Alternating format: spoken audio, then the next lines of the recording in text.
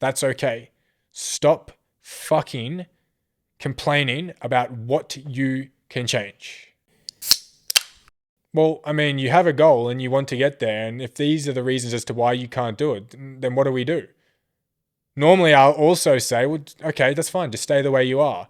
No, I won't stay the way I am. I want change and I want to do these things. Yeah, but look at all these very genuine and fair reasons as to why you can't. Oh, well, I might be able to do this and I might be able to do that.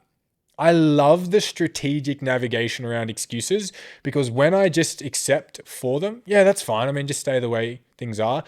They often flip the script and start defending as to how they can do it. It's like, well, now look at this.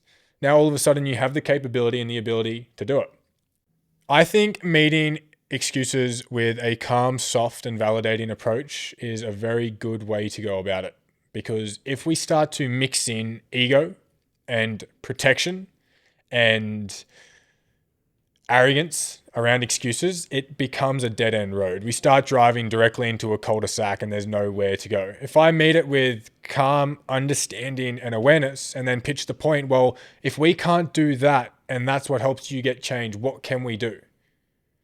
Trying to problem solve the idea that if you genuinely think they are the reasons as to why you can't do something, what can we do then? What are the other things you can do? Oh, well, there's nothing else I can do.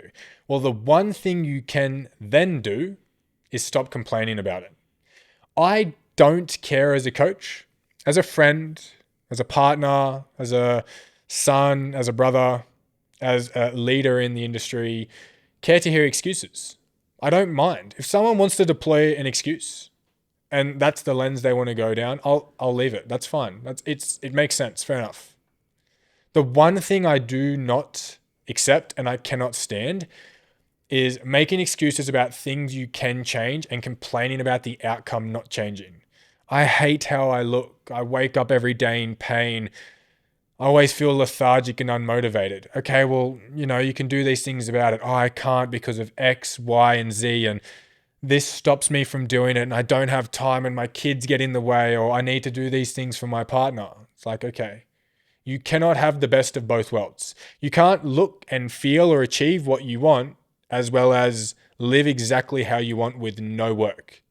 Now, I've been talking about this a lot on my social medias, which, as you know, I post first on my social media. So I'll link it down in the description if you do want to get ahead before the podcast. Where you are, from where you want to be, what closes the gap is work. That's it. There might be road bumps and road blocks and all those things along the way, but what closes that gap is work. We can't live a life with the outcomes we want and not put in the work to get there. So when someone is explaining that they don't like how they feel or that they're not achieving something or they don't like how they look, and then you give a list of solutions, I can't do those for all those reasons, that's okay. Stop fucking complaining about what you can change. That was tough. That's harsh to hear, right? But it's the truth. Stop complaining about things you can change. And if you're not willing to change it, stop complaining about not getting the outcome you want. I genuinely do not mind if someone is unhappy with how they look. I give them a solution, they deploy an excuse and just accept, oh, well, I'll just stay being unhappy. I can't force someone to put importance on achieving a goal. I can't force someone to want to do the work. But I can be someone that doesn't accept someone whinging about things they can change.